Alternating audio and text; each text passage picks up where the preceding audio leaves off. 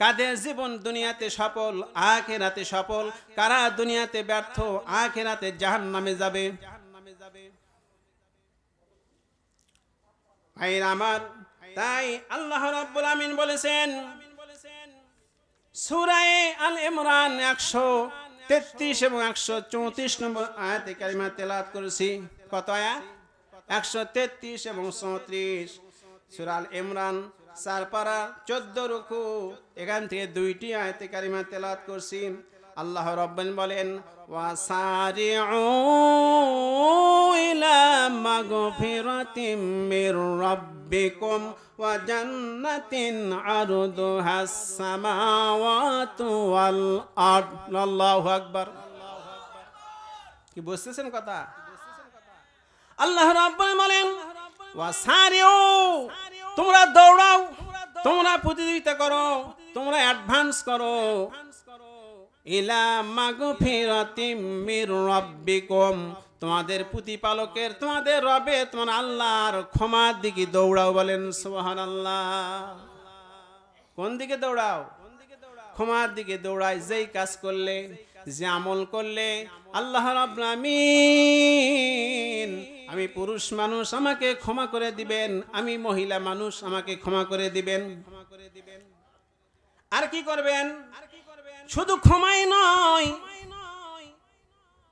ওয়া জান্নাতিন আরদুহাস সামাওয়াতু ওয়াল আরদ, ক্ষমাই নয়, তোমাদেরকে এমন বিশাল জান্নাত দান করব যার পরিধি আসমান এবং জমিনের সমান। বলেন সুবহানাল্লাহ।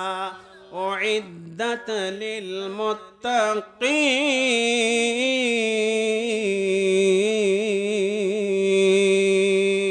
আল্লাহু আকবার। আল্লাহ পাক বলছেন যা মুত্তাকিনদের জন্য, যারা আল্লাহকে ভয় করে চলেন তাদের জন্য এই বেহেশত প্রস্তুত করে রাখা হয়েছে। বলেন সুবহানাল্লাহ। কয়েকটা কোয়ালিটি, কয়েকটা বৈশিষ্ট্য, কয়েকটা গুণের কথা বলছেন আল্লাহ রাব্বুল আমিন। তোমাদেরকে ক্ষমা করে দেওয়া হবে, তোমাদেরকে জান্নাত দেওয়া হবে, তোমাদেরকে মুত্তাকি হিসেবে কবুল করা হবে। এটা 133 নম্বর আয়াতে বলা হয়েছে। 134 নম্বর আয়াতে আল্লাহ পাক বলেন, আয়াতের অর্থ শোনেন। এখন বৈশিষ্ট্য কি কি কাজ করতে হবে? আল্লাযীনা ইউনফিকুনা ফিস সাররাই ওয়াদ দাররাই, আল্লাহ পাক বলেন যারা সচ্ছল অবস্থায়, অসচ্ছল অবস্থায়, ধনী থাকা অবস্থায়, গরিব থাকা অবস্থায় আমার পথে ব্যয় করে, টাকা পয়সা সম্পদ ব্যয় করে। বুঝছেন কথা?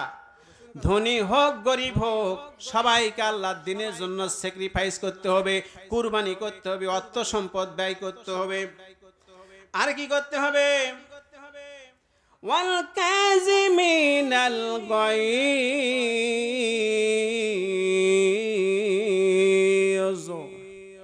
যারা রাগকে কন্ট্রোল করে।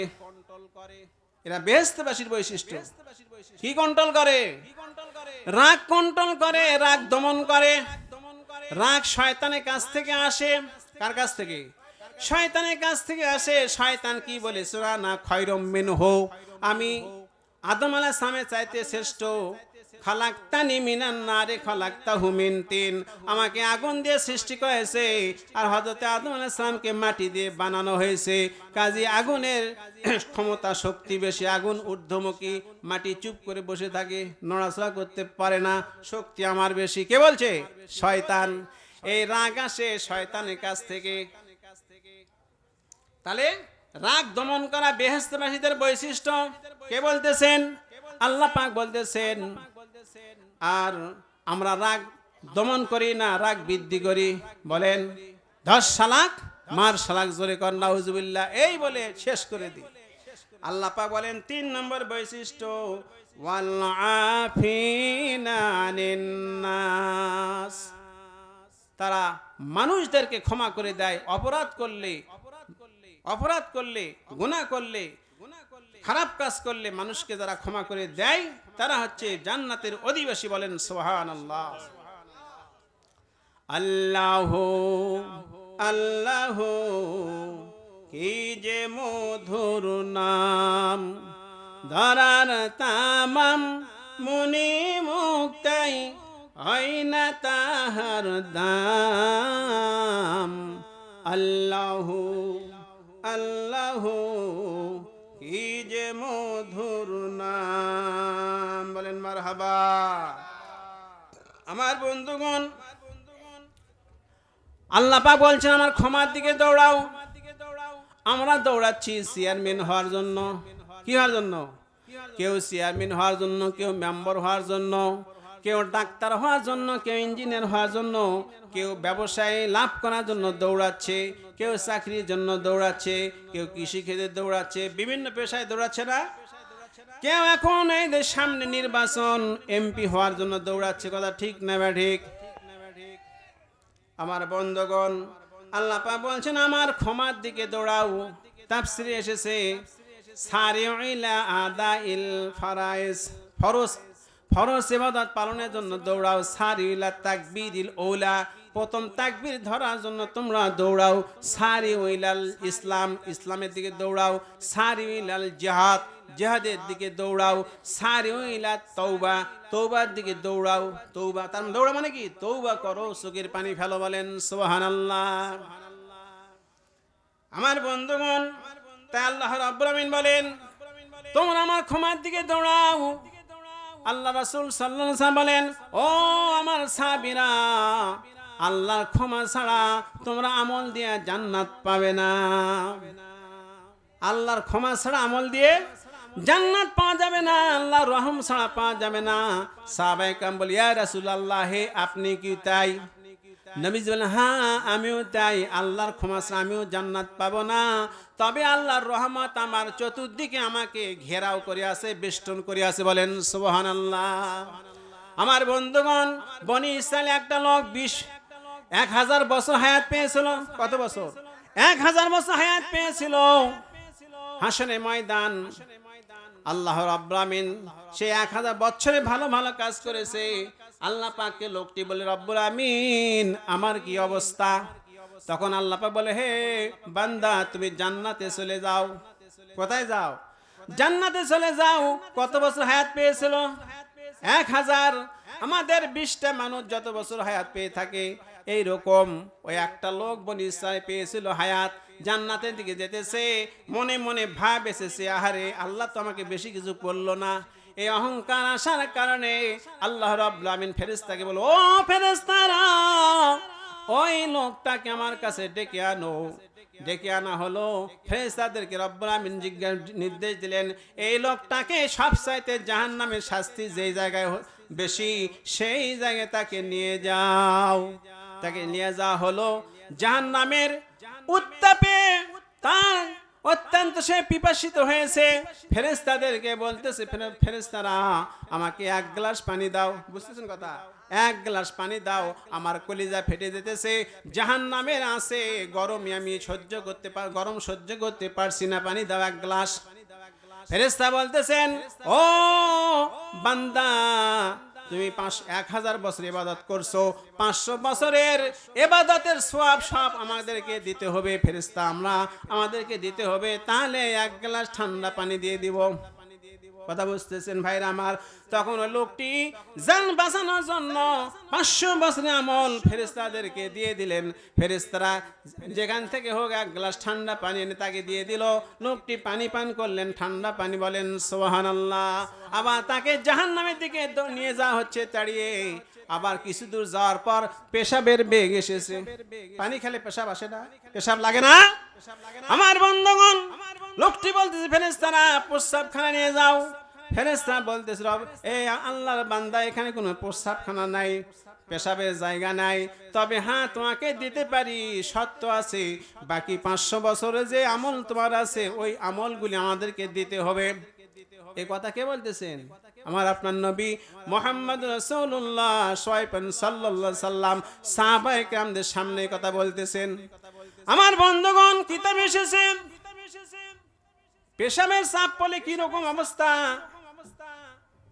সঙ্গে সে বলল যে আমি বাকি 500 বছরে আমল তোমাদেরকে দিয়ে দিলাম, তবু প্রস্রাবের ব্যবস্থা করে দাও। আমার বন্ধুগণ, সঙ্গে সঙ্গে ফেরেশতারা প্রস্রাবখানায় নিয়ে গেলেন। কাম সেরে সে ফিরে আসলো। আল্লাহ পাক বলে, হে ফেরেশতারা, ওই লোকটাকে আমার কাছে নিয়ে আসো। তখন আল্লাহ রাব্বুল আলামিনের কাছে নিয়ে আসা হলো। তখন তাকে বলা হলো, তোমাকে দুনিয়াতে 1000 বছর সময় দিয়েছিলাম। কত বছর? 1000 বছর। এই 1000 বছরে দুনিয়াতে 1 গ্লাস ঠান্ডা পানি পান করেছিলে, এর হিসাব দাও, তারপরে আমার জান্নাতে যাও। 1 গ্লাস পানি হিসাব দিতে হবে। 1000 বছর হায়াত পেয়েছে। এই জন্য বন্ধুগণ, আল্লাহর রহমত ছাড়া পার পাওয়া যাবে না। যাবে? পার পাওয়া যাবে না। আল্লাহ রাব্বুল আমিন, তোমরা যদি আল্লাহকে ভয় করে চলো, আল্লাহ যদি এই ক্ষমাত্ম হলো, দুনিয়া জীবন বোঝা, দুনিয়া জীবনকে বুঝতে হবে আমাকে কি জন্য দুনিয়াতে পাঠানো হয়েছে, কতদিন আমি থাকবো, আবার কোথায় যেতে হবে, বাড়ি গাড়ি নারী এই সবগুলি 10 তলা 20 তলা 5 তলা ছাদ থেকে যাবে, আমাকে কবরে যেতে হবে। তাই কবি বলেন, একদিন মাটির ভিতরে হবে ঘর, মন আমার কেন বান্ধ দালান ঘর। একদিন মাটির ভিতরে হবে ঘর, মন আমার কেন বান্ধ দালান ঘর। প্রাণ পাখি উড়ে যাবে পিঞ্জর ছেড়ে, ধরা ধামে সবই রবে, তুমি যাবে চলে। বন্ধু বান্ধব মাতা পিতা সবই হবে পরে, মন আমার কেন বান্ধ দালান ঘর। কথা ঠিক কিনা ভাইরা আমার? তাই বলতেছিলাম, ক্ষমাত্ম হলো দুনিয়ার জীবনকে বুঝতে হবে কি জন্য আমাকে পাঠানো হয়েছে। খাওয়া দাওয়া আনন্দ ফুর্তি করার জন্য দুনিয়াতে পাঠানো হয় নাই, বরং আপনাকে পাঠানো হয়েছে কোরআনের উপদেশ গ্রহণ করা করে বাস্তব জীবনে আল্লাহর খলিফা প্রতিনিধি হিসেবে কাজ করার জন্য দুনিয়াতে পাঠানো হয়েছে। আল্লাহর আইন ব্যক্তি জীবন, পারিবারিক জীবন, সামাজিক জীবন, রাষ্ট্রীয় জীবনে কোরআন সুন্নাহর আইন চালু করার জন্য, এই দিন প্রতিষ্ঠা করার জন্য আপনাকে আমাকে পাঠানো হয়েছে। বলেন সুবহানাল্লাহ। সমাধান পেতে চাও জীবনে মরণে, ফিরে যাও খোঁজে নাও চোখ রাখো কোরআনে, তবে পাবি সুখ শান্তির ঠিকানা, যদি মেনে নাও মনে প্রাণে। সমাধান পেতে চাও জীবনে মরণে, ফিরে যাও খোঁজে নাও চোখ রাখো কোরআনে। বলেন ঠিক, বলেন সুবহানাল্লাহ। আমার বন্ধুগণ, আল্লাহ রাব্বুল বলেন, তোমরা যদি আমার ক্ষমার দিকে আসো, ক্ষমার অর্থ হলো নিজের জীবন বোঝা আর বেশি বেশি ভালো কাজ করা। কি? প্রত্যেকটা ভালো কাজের সাথে আপনি থাকবেন। তাআওয়ানু আলাল বিররি ওয়াত তাকওয়া ওয়ালা তাআওয়ানু আলাল ইসমি ওয়াল উদওয়ান। বলেন সুবহানাল্লাহ। আল্লাহ পাক বলছেন, নেকির কাজে সহযোগিতা করো, খোদাভীতির কাজে সহযোগিতা করো। এই যে কোরআনে মাহফিল হতেছে, আপনারা এই আয়াতের উপর আমল করছেন, এটা ভালো কাজ না খারাপ কাজ? বলেন। ভালো কাজে সহযোগিতা করার কথা আল্লাহ পাক বলছেন। প্রত্যেকটা ভালো কাজ করতে হবে, নিজের জীবন বুঝতে হবে, এটাই হলো ক্ষমার কথা। আমার বন্ধুগণ, আল্লাহ পাক জান্নাত দিবেন, কত বড়! বিশাল, আসমানে চাইতে জমিনে চাইতে বড়। এই কথা যখন রোম সম্রাট জেনেছে নবীজির কাছ থেকে চিঠির মাধ্যমে, হে রোম সম্রাট হিরাক্লিয়াস, ঈমান আনো, ইসলাম কবুল করো, আল্লাহওয়ালা হয়ে যাও, দিনের পথের প্রতীক হয়ে যাও, তাহলে আল্লাহ পাক বিশাল আসমানের সমান জান্নাত তোমাকে দান করবেন। এই কথা শোনা মাত্রই রোম সম্রাট নবীজিকে পাল্টা প্রশ্ন করেছে, বিশাল আসমান এবং জমিনের সমান যদি জান্নাত হয়, তাহলে দোজখ কোথায়? উত্তর দেন। জান্নাতি যদি দুনিয়ার সমান হয়, আসমানের সমান হয়, তাহলে দোজখ কোন জায়গায়? হে মুহাম্মদ সাল্লাল্লাহু আলাইহি ওয়াসাল্লাম, তুমি দোজখের ভয় দেখাও। জান্নাতে কথা তো বললে, কিন্তু দোজখ কোথায়? আল্লাহর নবী মুহাম্মদুর রাসূলুল্লাহ সাল্লাল্লাহু আলাইহি সাল্লাম তিনি সঙ্গে সঙ্গে জবাব দিলেন, এখন তো রাত, এখন কি দিন কোথায়? নবীজি বলেন, হে রোম সম্রাট, এখন তো রাত বা দিন, দিন যদি হয় রাত কোথায় আছে? জবাব নাই রোম সম্রাটের, আপনাদেরও জবাব নাই। কিন্তু নবীজি বললেন, এখন রাত দিন আছে আল্লাহ রাব্বুল আলামিনের কাছে। বলেন সুবহানাল্লাহ। দোজখ কার কাছে আছে? আল্লাহর কাছে রয়েছে। আমার বন্ধুগণ, তাই বলতেছিলাম এমন জান্নাত আল্লাহ পাক দান করবেন যে জান্নাতের কোনোদিন আমরা চোখ দিয়ে দেখি নাই, আসল রূপ কান দিয়ে শুনি নাই, কল্পনাও করি নাই, এমন জান্নাত আল্লাহ পাক দান করবেন। দুনিয়াতে যত ডিজাইনার আছে, যত আর্কিটেকচার আছে, 20 তলা 50 তলা 100 তলা বিল্ডিং বানায়, তারা জান্নাতের কিছুই বানাতে পারবে না। বলেন সুবহানাল্লাহ। এত সুন্দর আল্লাহ পাক জান্নাত রেখে দিয়েছেন। মা বাইনাল মাক্কাতা ওয়াল হাজার, নবীজি বলছেন জান্নাতের গেট হবে মা বাইনাল মাক্কাতা ওয়াল হাজার, মক্কা থেকে বাহরাইন হাজার হাজার মাইল, এত বড় বিশাল লম্বা গেট হবে, একসাথে কোটি কোটি লোক জান্নাতে চলে যায়। বলেন সুবহানাল্লাহ। নবীজি বলছেন তোমরা যখন আল্লাহর কাছে বেহেশত চাইবে, আল্লাহর কাছে দোয়া করবে, জান্নাতুল ফিরদাউসের আল্লাযীনা ইয়ারিসুনাল ফিরদাউসা হুম ফিহা খালিদুন। আল্লাহু আকবার। আল্লাহ আমাদেরকে জান্নাতের উত্তরাধিকারী বানায় দাও। আমাদের বাংলাদেশে মাওলানারা, বাংলাদেশের মুসলমানরা বলে জান্নাতের মেহমান বানাও। এই কথা কিন্তু আমার দৃষ্টিতে, যতটুকু কোরআন হাদিস আমি কম বেশি জানি, যথার্থ নয়। আল্লাহ পাক জান্নাতের উত্তরাধিকারী বানায় দিবেন, তার মানে কি কোনোদিন জান্নাত কেড়ে নেবেন না। কথা বলেন। মেহমান কয়দিন থাকে? আত্মীয়ের বাড়ি গিয়ে 3 দিন থাকা সুন্নাত, 3 দিনের বেশি থাকা ঠিক নয়। 4 দিনের মাথায় 4 দিন যে থাকেন, আলু ভর্তার ডাল ঘাটি পাবেন। কথা ঠিক না বা ঠিক? আর যদি নতুন বিয়ে করে তাহলে 7 দিন 10 দিন থাকতে পারে। আমার বন্ধুগণ, তাই জান্নাত আল্লাহ রাব্বুল আমিন দিলেন, সে জান্নাতের যেতে যেতে 4টা গেট পার হতে হবে। বাংলাদেশে যদি এই যে খালেদা জিয়া বিদায় হয়ে গেলেন, তিনি ইন্তেকাল করলেন, তার ইন্তেকালে বহু দেশ থেকে রাষ্ট্রপতি এসেছে, রাষ্ট্রদূত এসেছে, অনেক আসে নাই, প্রেসিডেন্ট প্রধানমন্ত্রী এসেছে। জান্নাতে যখন আপনি যাবেন, এইরকম first class gate, first class, third class, এই স্তর আছে জান্নাতের। এই জান্নাতে যাওয়ার আগে এইগুলি 3-4টা গেট পার হতে হবে।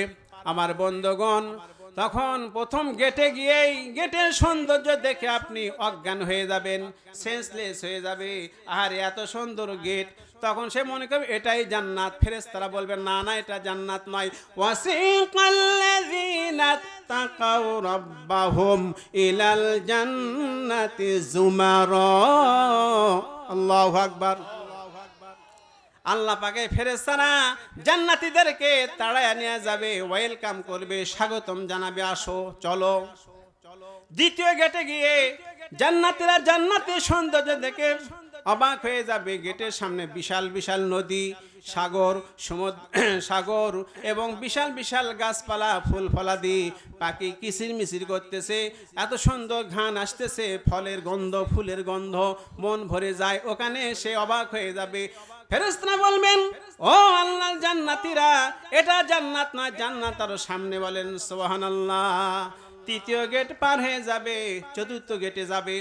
যাওয়ার পর জান্নাতীরা জান্নাতে যখন প্রবেশ করে আল্লাহর শুকরিয়া আদায় করবে। বলেন সুবহানাল্লাহ। ক্বালুল হামদুলিল্লাহিল্লাযী সাদাকানা ওয়া'দাহু ওয়া আওরাসানাল আরদা নাতাবাওয়াউ মিনাল জান্নাতি হাইসু নাশা ফানি'মা আজরুল আমিলিন। আল্লাহু আকবার। সূরা জুমার। ক্বালুল হামদুলিল্লাহিল্লাযী, জান্নাতীরা আল্লাহ শুকরিয়া আদায় করবে। দুনিয়াতে প্রত্যেকটা নামাজে কি বলা হয়? আলহামদুলিল্লাহি রাব্বিল আলামিন।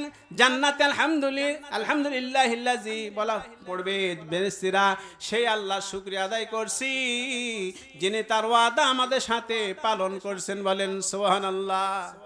এমন জান্নাতের ওয়ারিশ বানিয়ে দিয়েছেন যে জান্নাতে আমি যেখানে ইচ্ছা সেখানে যেতে পারবো। বলেন সুবহানাল্লাহ।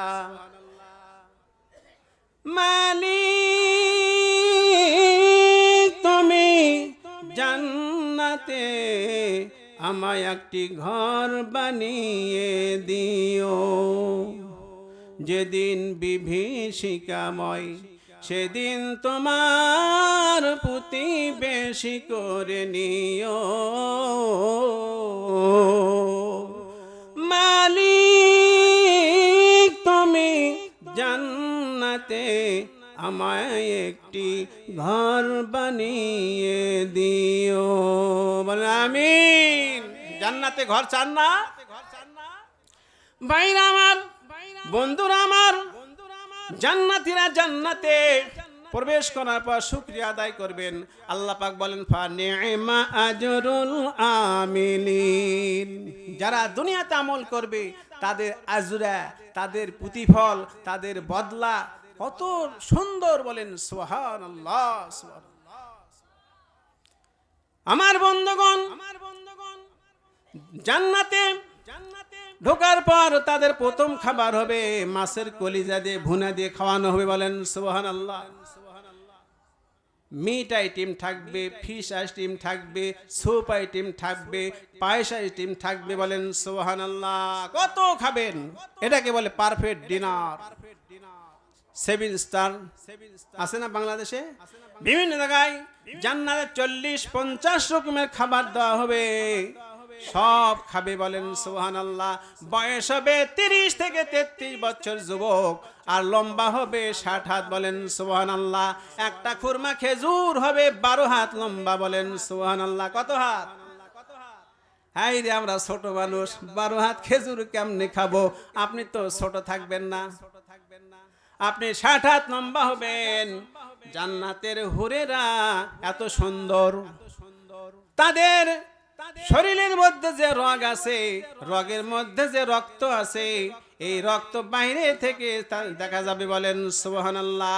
হুরেদের পায়ের হাড্ডি যে আছে, হাড্ডির ভিতর যে মজা আছে, এই মজাটা বাইরে থেকে দেখা যাবে। তাদের স্কিন এত সুন্দর হবে, বলেন সুবহানাল্লাহ। জান্নাতে সোফা সেট, তারপরে আপনার সিংহাসন, এরপরে এইগুলি খাট পালঙ্গ বিছানা দেখে অবাক হয়ে আশ্চর্যান্বিত হবেন। সবুজ পোশাক পরানো হবে। কি পোশাক? সবুজ পোশাক পরানো হবে। জান্নাতে পুরুষের দাড়ি থাকবে না, মুছ থাকবে না, চুল থাকবে না। আমার বন্ধগণ, এতগুলি 50-60 প্রকারে খাবার খাবে, পেট এত বড় হয়ে যাবে, একটা ঢেকুর দিবে, সব নিমিষে শেষ হয়ে যাবে, বলেন সুবহানাল্লাহ। আমার বন্ধুগণ, দুনিয়াতে 3টা অশান্তি থাকে মানুষের। কয়টা? কথা বুঝতেছেন? 3টা অশান্তি। একটা হলো অসুস্থতা, 2 নম্বর বয়স্ক মানুষ, তাদের অশান্তি সব সময়, ঠ্যাঙ্গের ব্যথা, মাজার ব্যথা, মাথার ব্যথা, অজু করতে পারে না, লাঠি ধরে হাঁটে, চশমা দিয়ে দেখে। কথা ঠিক না বা ঠিক? বৃদ্ধতা, এত কষ্টের জীবন। 2-3 নম্বর দুনিয়াতে মৃত্যু আছে, আছে না নাই? কথা কয় না। জান্নাতে কোনো অসুস্থতা থাকবে না, বৃদ্ধ হবে না, বিদ্যা হবে না। জান্নাতে কোনো কালো নারী যাবে না, বুড়ি মানুষ জান্নাতে যাবে না। নবীজি এই কথা বলা মাত্র এক বুড়ি মানুষ কান্না শুরু করে দিয়েছে। নবীজি বলে, ও বুড়ি মহিলা, বুড়ি মানুষ, এদিকে আসো। জান্নাতে যাব, যত মহিলারা যাবে সবাই যুবতী হয়ে যাবে, সুন্দরী হয়ে যাবে, বলেন সুবহানাল্লাহ। কোনো কালো চেহারার যুবতী থাকবে না। আমার বন্ধুগণ, জান্নাতে অসুস্থতা থাকবে না, জান্নাতে কেউ বুড়া হবে না, বুড়ি হবে না। জান্নাতে মৃত্যু নাই, সবগুলি 3টাই আউট, বলেন সুবহানাল্লাহ। আনন্দ আর ফুর্তি।